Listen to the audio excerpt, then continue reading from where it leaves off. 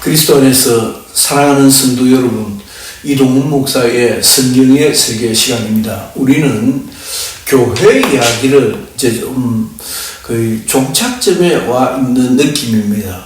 그러나 제가 조금 더 고민하고 조금 더 머리를 짜서 이 시대적 현상들을 좀 되돌아보면서 교회는 어떤 모습으로 교회가 가지고 있는 권세를 행세해야 하는가라고 하는 것에 대한 고민이 있다라고 하는 말씀을 앞 시간에 드렸습니다. 오늘은 전 시간 그리스도께서 가지고 계시는 삼중직이 있는데 그 삼중직 가운데 왕적 직분이 있습니다. 그 왕적 직분은 주로 신학과 가르치는 모습으로 나타나지 않는가라고 생각해서 가르치는 직분이 가르치는 것이 왕적 권세로서 표현되었다라고 말씀을 드렸고, 오늘은 선지자적 직분과 관련해서 그 선지자적 직분은 어떻게 발현되어졌는가, 그 권세가 어떻게 드러났는가라고 하는 것에 맞추어서 좀 살펴볼까 합니다. 첫째는 질서 유지권이라고 할 수 있고, 두 번째는 순결 유지권이라고 할 수 있습니다. 교회가 가지는 교회다움에 보다 더 소극적인 측면도 있고 보다 더 적극적인 측면도 있습니다. 보다 더 적극적인 측면은 우리가 목에 칼이 들어와도 나가서 주의 복음을 전해야 되죠. 그래서 참 좋은 기억인 것 같은데, 저는 부산 사람이니까 모처럼 이제 또 서울을 상경을 하게 되면 부산역에서 복음성 소리를 듣고 전도인의 그 마이크 소리를 듣고는 참 기쁘고 행복하고, 저 소리를 듣고 누가 어떤 놈이 교회 다니겠노? 세상 사람들은 비아냥거리고 조롱하고, 심지어는 이제 제가 그 에스컬레이터를 타든지 오르든지 하면서 앞에 있는 사람들이 혹은 비아냥거릴 수도 있고, 심지어 교인들도 좀 창피하게 생각할 수도 있지만은, 저는 그와 같이 전도하는 소리가 언제까지 들을 수 있을까라고 하는 생각도 듭니다. 그 소리, 그게 왕적 권위로서 나타나는 것이다 생각이 들고요. 하나님은 보다 더 긍정적으로 파지티브하게 적극적으로 나타나시기도 하고 보다 더 소극적으로 나타나시기도 한다라고 하는 것입니다. 그 소극적으로 그렇게 하면 안 돼! 라고 하는 것이지요. 하나님은 어지러움의 하나님이 아니시고 오직 화평의 하나님이시다. 고린도전서 14장 43절. 그러므로 하나님은 그의 교회 안에서 모든 일을 적당하게 하고 질서대로 하게 할 것을 요구하신다라고 하는 것입니다. 고린도전서 14장 40절. 이 사실은 하나님이 교회의 문제들을 적절히 규제할 수 있는 적절한 규제들을 주셨다라고 하는 명제로도 정리해 볼 수 있는 것입니다. 하나님이 교회에 주신 규례들의 권위는 다음과 같은 권세들을 포함하고 있다라고 정리를 해볼 수 있겠습니다. 첫째, 그리스도의 법을 시행할 수 있는 권세를 교회에 주셨다라고 하는 것입니다. 주님께서 하셨던 말씀과 규칙들을 교회만이, 교회 안에 절에서 이 일을 대신하겠습니까? 그건 아니지 않아요. 정부에서 이 일을 대신해 주겠습니까? 우리가 자주 드나드는 은행에서 이 일을 대신해 주겠습니까? 오직 교회만이 주님의 법을 시행할 수 있는 권세가 있다라고 하는 것입니다. 제가 서울에서 부목사로 있을 때 바로 제가 신고하는 교회의 옆골목에 아주 좀 웅장한 건물이 있었는데, 그 웅장한 건물이 프랑스 외교관에 해당되는 외교관 산하의 부속 건물이었어요. 그래서 늘 굳게 닫혀만 있었는데 한 번은 외국인들이 부르르 들어와서 예배를 보고 마치기 전에 마치면 또 부르르 나가고 했는데 마침 어느 날 목사님께서 이런 이와 같은 사연이 있었다라고 하면서 옆에 있는 그 대사관 부속 건물의 직원들이 두루루 와서는 목사님의 축도만 받고는 두루루 간 거예요. 축도 받으러 왔다. 한국말 못 알아들으니까 설교는 예배에는 참석을 못해도 주의 종이 손을 들어 복을 명하는 그 자리에 있고 싶어서 그렇게 축도를 받고는 사례를 하고 돌아갔다 하는 얘기를 듣고 그렇구나. 그렇죠. 세상 사람들이 아무데나 가서 손들고 하나님의 복을 명합니까? 예배 후에 주의 종이 회중을 향해서 그리스도를 대신하여 손을 들고 복이 임할 것을 명하셨던 것을 그들은 사모했던 것이 아니었던가 싶습니다. 하나님이 교회에 주신 규례들의 권위들을 그들은 인정했고 그 권세가 주의 종들에 의해서 시행되고 있는 것을 알았던 것입니다. 우리가 그리스도의 법을 시행할 수 있는 교회의 권세는 그리스도께서 교회를 위하여 공포한 법들을 시행에 옮겨야 할 의무와 권세가 있다는 뜻입니다. 그러니까 그것은 교회의 책임이면서 교회가 마땅히 해야 할 도리이면서 또한 그것은 교회가 가지는 그만한 오소리티, 권세가 있는 것이다. 권위가 있는 것이다. 라고 하는 것입니다. 그러므로 로마 교회와는 또 다른, 감독 교회와는 또 다른 개신교회가 가지는 아주 그것을 자유민주주의와 전체주의 혹은 사회주의와의 차이 정도가 아닐까라고 그 그림을 자꾸 그렇게 그려봅니다. 그래서 개신교회는 굉장히 중구난방해 보이지만은 누가 제대로 대표할 수 있는 사람도 없고 교단마다 소리를 내니까 질서가 참 없어 보이지만 그리고 목사가 되고 나면 전부 대낮게나 목사라고 하니까 이놈 저놈이 다 똑같아 보여서 정말 제대로 질서가 안 잡혀 보이는 것이지만은 그것이 자유민주주의와 전체주의 국가와의 차이가 아닌가. 혹은 공산사회 같은 사회와 우리는 휴전선 이북에 있는 북한을 잘 이해를 하지 못하고 있습니다. 유튜브라는 그 동영상을 통해서 우리는 참 접하기 어려운 정보들을 많이 접하게 되는데 들려주는 북한 소식들은 완전히 다른 세상입니다. 아니 그런 세상에 어떻게 살아갈 수 있을까 싶을 정도의 그런 자유도 행복도 아니 한국에 오면 기절초풍할 일들이 너무 많단 말이에요. 한국이 이렇게 잘 살고 이렇게 풍요롭고 이렇게 자유로운 줄 정말 모르고 그들은 살아갔다는 거예요.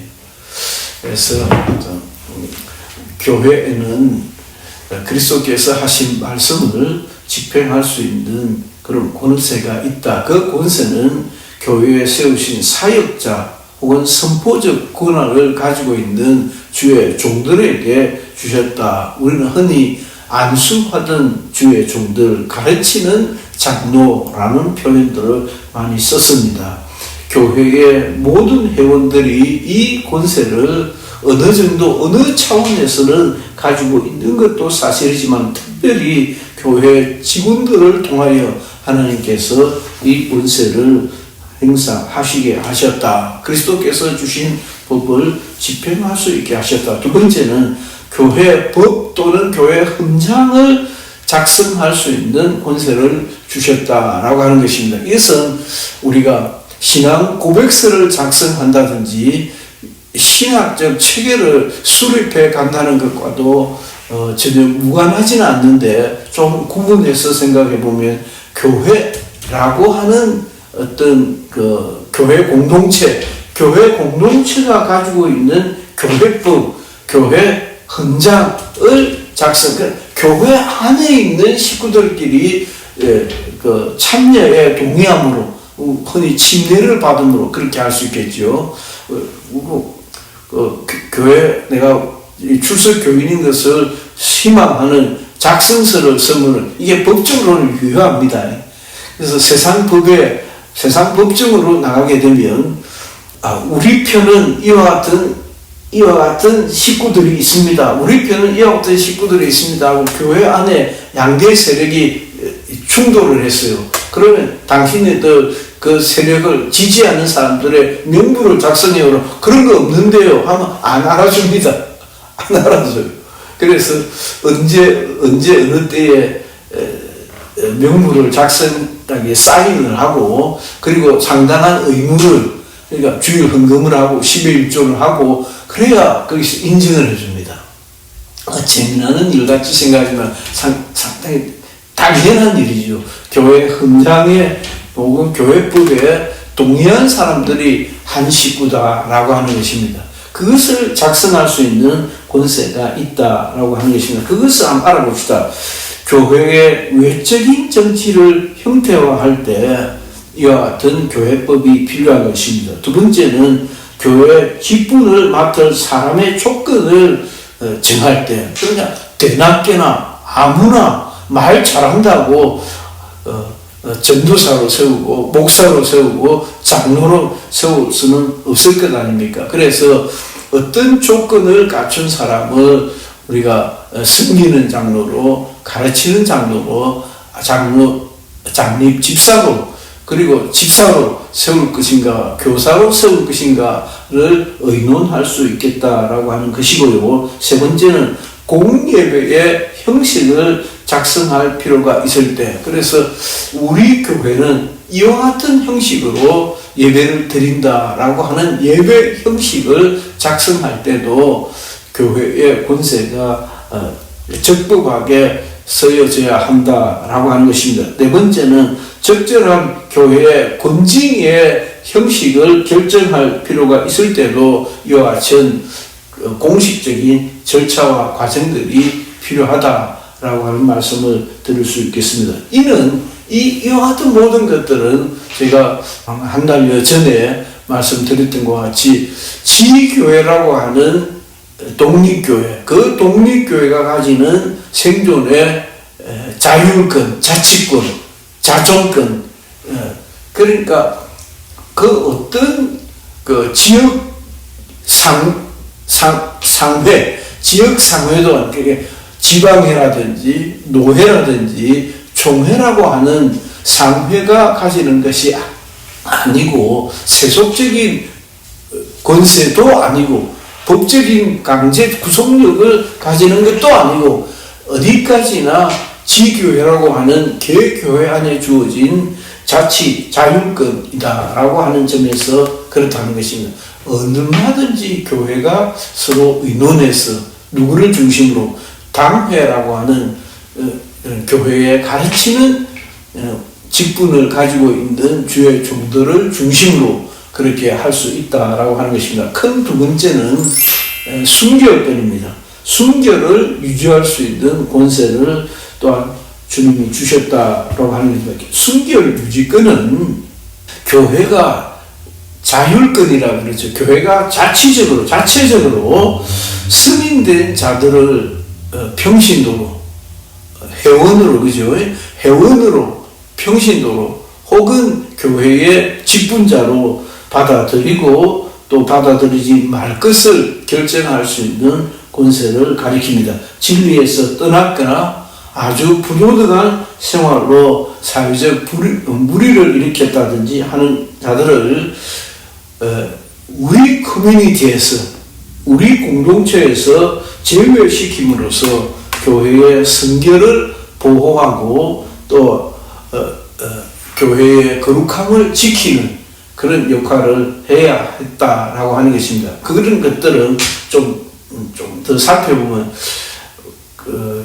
권징이 가지는 우리가 권징은 조금 더 알아듣기 쉽게 얘기하면 책벌이라고 할 수 있습니다. 그래서 제가 저 얘기를 일찍 한번 드렸습니까? 제가 신앙생활을 하였던 현재 여러 해 되지는 않았던 것 같고, 그러나 교회가 어떻게 돌아가는지 이제는 제법 판단을 할 수 있을 때 그냥 뭔가 웅성웅성하는 소리를 들었는데, 어떤 안수를 받을 장로는 피택 장로라고 그러는데, 피택 장로님이 아주 어려움에 처해 있다. 그 어려움에 처해 있는 사연이 이제 그 장로님의 딸이, 우리가 어릴 때 누님이죠. 그 누나가 시집을 가는데 안 믿는 사람하고 결혼한대. 그래서 제 마음속에는 교회 다니면 믿는 사람하고 결혼해야 되는구나 라고 생각했지요. 그런데 안 믿는 사람하고 결혼하는데, 그래서 안 믿는 사람을 만났기 때문에 그 우리 목사님이 굉장히 완고하셨거든요. 완고하셨습니다. 아주 완고하셨고 참 어지시면서 율법적이고 상당히 꽤 그런 모습이 있었습니다. 장로 출신의 아주 유명한 설교를 잘 하시는 그런 목사님이셨는데, 그 목사님께서 교회에서 그 결혼식을 하도록 허락하지 않았다는 거예요. 그렇구나 하고 제가 마음으로 가슴을 쓰리다니면서 놀랬던 적이 있죠. 그와 같은 것을 얘기합니다. 권징에는 회원을 받아들이는 것과 축출하는 것에 관한 그리스도의 법을 지켜야 하는 보다 더 적극적인 목적이 있고 소극적인 목적이 있습니다. 그것은 아주 중요합니다. 이 권징을 바르게 객관적으로 한목적 있게 타당하게 실행함으로 우리 교회는 그렇게 벌을 받아도 교회에 뛰쳐나가지 않고 오히려 회개하고 가족이 모여서 주의 종을 모시고, 그래서 정말 눈물도 한번 흘려보고 자복하고, 로마 가톨릭 교회는 고해 성사라고 하지 않습니까? 고해 성사 못지 아니한 그런 고백을 하면서, 고백이 아니더라도 괜찮아요. 그런 과정을 거치면서 교회의 순결을 지키고 그리스도의 법을 실행하는 것을 목적으로 한다는 것입니다. 둘째는 그리스도의 법에 순종하는 것을 보장함으로써 교회 회원들의 영적인 덕을 증진시키는 목적이 있다라고 하는 것입니다. 이 두 가지 목적은 보다 높은 목적이 뭘까요? 그리스도께서 우리와 함께 하셔서 우리를 치유하시다. 우리에게 있는 그 거룩함의 본성을 그리스도께서 지키고 계신다고 하는 굉장히 적극적인, 굉장히 교회적인, 교회다움을 유지할 수 있는 그런 힘을 제공하고 있다는 것입니다. 이와 같은 것이, 그래서 신유가 아니라 정말 이와 같은 성경적이고 신학적이고 신앙적인 치유의 과정을 통해서 심령이 치유를 받고, 심령이 치유를 받음으로 육체도 함께 치유함을 받는 의학적 치유적 성격을 띠기도 한다라고 볼 수도 있을 것입니다. 저는 참 중요하다고 생각이 듭니다. 교회의 안녕을 위하여 병든 회원을 도려내어야 할 필요가 있을 때는 수술의 성격도 띠기도 하는 것입니다. 그래서 그 병든 부분을 도려내어서 교회로 하여금 그 병든 부분이 더 확산되지 않도록 하는 아주 교회를 지키는 그런 중요한 역할을 한다라고 하는 것입니다. 그래서 병든 회원을 결국은 제거해야 될지 그렇지 않아도 돼야 할지를 결정하는 것은 대단히 델리케이트하고 어려운 문제이지만, 그 어려운 문제를 교회가 가지고 있고 이를 바르게 시행할 수 있는 중요한 의무를 지니고 있다라고도 하는 것입니다. 두 번째 우리가 꼭 체크해야 될 것은, 이와 같은 권징들은 정당한 자격을 가지고 있는 교회 상근 직원들에 의하여, 그것이 상근 직원은 감독, 교사, 여기 교사는 목사를 가리키는 것입니다. 교사, 복음을 전하는 교회의 감독자, 그러니까 사도행전이 말씀하시는 그 감독자나 가르치는 자로 하는 디모데에서 바울이 얘기하는 그 감독자를 얘기하는 것입니다. 에 의하여 시행되어야 함을 원칙으로 한다라고 하는 것입니다. 일반적인 건징은 교회의 직원들에 의하여 시행되고 건징이 형벌이 될 경우에는 오직 직원들만이 그 시행의 주체가 된다고 할 수 있습니다. 당회가 건징의 문제를 처리할 때는 두 가지 방법이 있는데 우리가 잘 알고 있죠. 엄밀한 죄가 보다 기술적인 문제에서는 마태복음 18장 15절 17절에 지시된 방법에 따라 어떤 교인이 형제에게 죄를 범하였을 때는 그 형제는 그 죄인을 경책해야 할 것입니다. 이 방법이 소개의 목적을 달성하지 못할 경우에는 한두 사람이 증인이 있는 자리에서 그를 다시 책망할 수 있을 것입니다. 그렇게도 되지 않을 때는 교회에 알리고 교회 직원들이 이 문제를 다루어서 교회의 공적인 문제로 취급할 수 있다는 것입니다. 그러나 이 같은 절차까지도 엄밀한 죄에 대해서만 적용되도록 규정되어야 한다라는 것이 성경에도 그와 같은 분위기를 충분히 우리에게 가르치고 제시하고 있다는 것이 얼마나 고마운 일이고, 성경에는 참 별것 다 기록이 되어 있다라는 생각마저 들지 않습니까? 자, 또 두 번째는 교회의 상근 직원들은 당회지요 공공연한 죄의 경우에는 정상적인 고발이 없더라도 앞에서와 같이 사적인 근거하는 절차 없이 그 죄인에 대해서, 그래서 이게 무슨 말이냐면 목사님이 귀에 교회에 들려오는 소문으로 아무개가 어떤 어려운 점이 있었답니다. 그게 말입니다. 유럽 교회는 학생들이 장기 결석을 했다든지 학교에서 분란을 저질렀다든지 할 때도 교회가 국가교회니까 그렇겠죠. 교회가 개입을 해서 교장을 만나고 그래서 퇴학을 당하지 않고 또 학교에서 학사 처리를 당하지 않고 문제를 잘 원만하게 해결해서 학생이 정상적인 생활을 할 수 있도록 그렇게 처리하는 것도 듣고 우리가 그렇게 배웠습니다.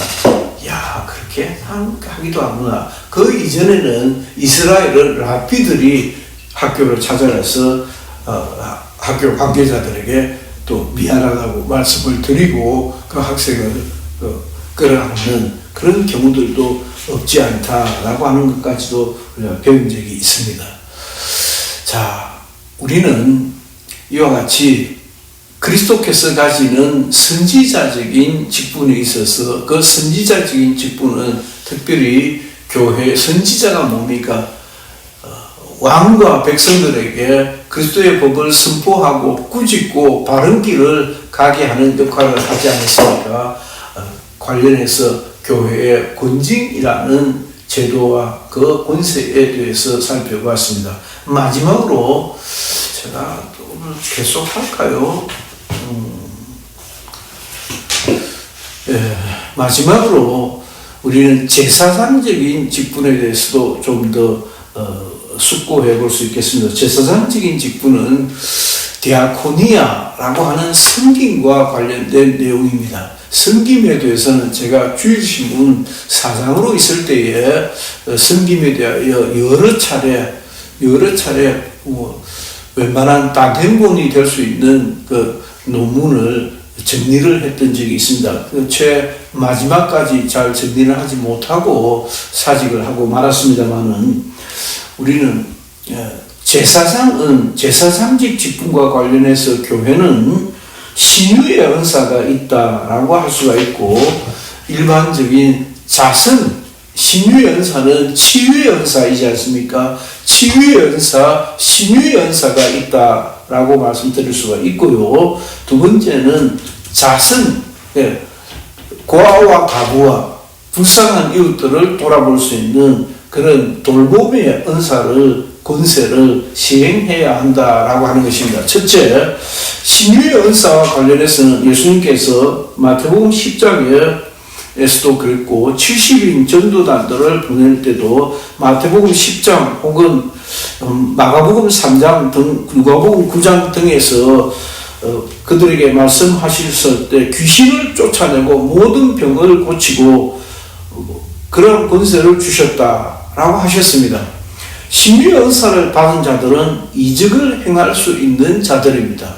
그러나 우리는 여기에서도 조금 더 좀 주의 깊게 생각해 볼 수 있는 것은 신유의 은사를 가졌다고 막 그냥 소리를 지른다고 신유의 은사가 확인되는 것은 아니고요. 보다 더 합리적이고 보다 더 객관적이고 보다 더 실제적인 증거가 있어야 할 것이다 라고 하는 말씀을 드릴 수 있겠습니다. 신유의 은사가 모든 시대에 계속되라고 하는 성경적인 근거를 우리는 확실히 주장할 수가 있습니다. 우리는 히브리서에 있는 말씀, 예수 그리스도는 어제와 오늘날 영원토록 동일하다는 말씀이 그와 같고, 그 그리스도께서 우리와 내가 세상 끝날까지 너희와 항상 있겠다고 하신 말씀이 또한 마찬가지입니다. 우리는 신유의 은사가 세상 끝날까지 우리와 함께 하시는 주님께서 우리와 함께 하심으로 우리의 믿음을 보증하시고 우리의 확신을 보증해 주시는 과정으로 가져야 된다고 감히 그렇게 주장하고 싶습니다. 그러나 우리가 좀 더 특별교식, 이와 같은 신유라고 하는 특별교식에 대해서 아주 좀 엄밀하게 그 현재성을 인정하고 사모하고 또 부족한 것을 직구함으로써 고쳐나가고 보충해 가야 한다는 것을 말씀드리고 싶습니다.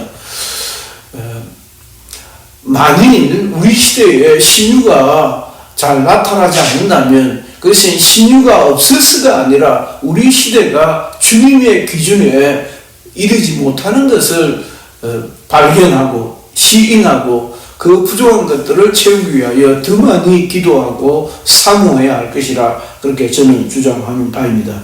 일반적인 은사로서의 돌봄의 은사 혹은 자선의 은사는 주님은 교회 내에 있는 가난한 자들을 도와보아야 한다는 것을 천명하셨습니다. 마태복음 26장, 마가복음 14장 등지에 가난한 자들은 항상 너희와 함께 있다 하십니다. 함께 이끌기와 하고 주님을 기억했던 일을 칭찬하는 과정에서 가난한 자들은 항상 우리 곁에 있다는 것이죠. 지금도 마찬가지입니다. 저는 최근에 지난 주간에 있었던 일입니다.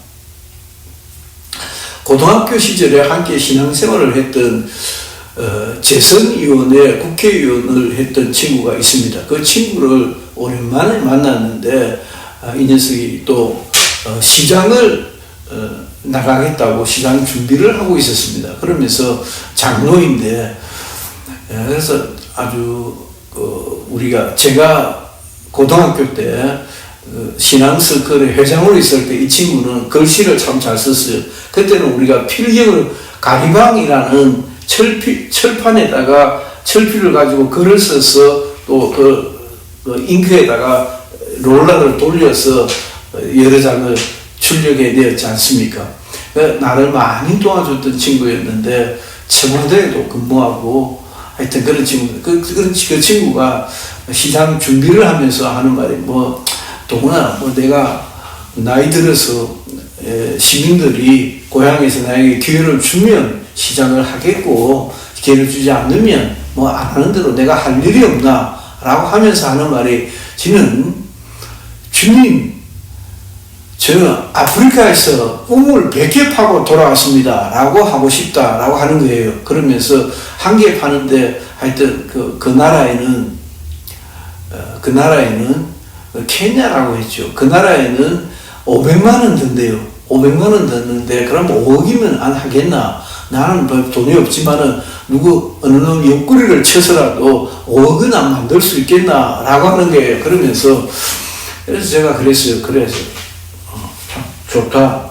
니나 내나 신앙생활을 우리가 오래전에 시작을 했으니까 우리가 그렇게 생각하는 것은 내가 요양병원을 하고 요양원을 하고 노인 장기요양보험 제도에 또 연결해서 그러한 것 같은 노인 장기요양보험 사업을 하듯이 또 장애인 아이들을 돌보았듯이 그와 같은 일에 관심을 가지고 우리가 그와 같이 우리의 인생의 마지막은 그렇게 주님을 섬기고 가고 싶어 하듯이 자기가 그렇게 하는 것은 참 당연하다라고 제가 참 기쁘고 그런 보고를 애청자들에게 돌려드립니다. 그리고 지난주 중에 또 치과를 갔는데 그 치과는 제가 정말 좋아하는 형님 장로인데 세속적인 한국사에도 나오는 그런 선대 목사님의 아들입니다. 아들인데 그 장로님과 저는 40몇 년 동안 그 병원을 그 치과를 다녔어요. 그러니까 이제 연세가 많은데 그래도 진료를 하시더라고요. 그래서 진료를 마치고 나가는데 시간 있느냐고 하면서 얘기 좀 제가 저한테 한 번씩 그렇게 얘기를 걸어요. 그러면서 제가 그 LA에 있는 그분의 동생 목사님의 소식을 또 물었더니 그분 얘기를 하면서 걔는 한 사람한테 5만 원 드는 이 사업이 있는데 그 5만 원 드는 사업을 위해서 그 기금을 모은다고 하고 있더라고 미국에서. 그래서 참 이 우리라고 하는 신앙의 선배 후배 이 동료들은 그와 같은 생각을 하는 겁니다. 가난한 자들을 돌아보고 고아와 가부들을 도와보고 어떻게 우리가 우리의 생을 주님께 한번 섬겨볼 수 있을까 하는 그것이 후대 집사들의 역할이었다라고 하는 것입니다. 헬라파에 속한 과부들이 매일 구제에 빠지게 되자 사도들을 자제를 갖춘 7 사람들을 선정하여 이 일을 위임했다라고 하는 기록이 사도행전 1장 6절에 있습니다. 이 공개하는 일을 집사들이 맡았더라라고 하는 것입니다. 자, 시간이 많이 지나서 오늘은 여기까지 하고 제가 다음 시간을 좀 구상하면서 여러분들에게 좀 더 필요한 얘기가 있으면 좀 더 알려드릴 수 있도록 그렇게 하겠습니다. 지난 몇 달 동안 교회 이야기에 대해서 애청해 주신 것을 참 감사하게 생각하고요. 저는 좀 고민이 많이 됩니다.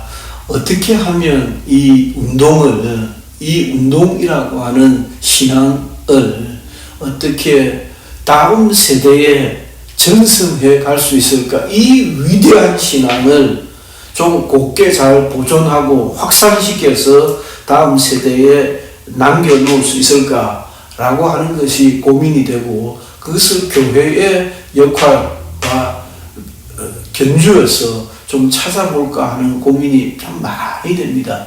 이 위대한 복음, 이 내 심령에 찾아왔던 이 거룩한 복음을 우리가 어떻게 그냥 사장시켜 놓을 수 있다는 말인가? 목이 터지라고 기도를 하고 숨이 끊어지도록 기도를 하고 어떻게 했든지 이 운동을 다음 세대에 이어줘야 하지 않겠는가 라고 하는 생각이 들었던 것입니다.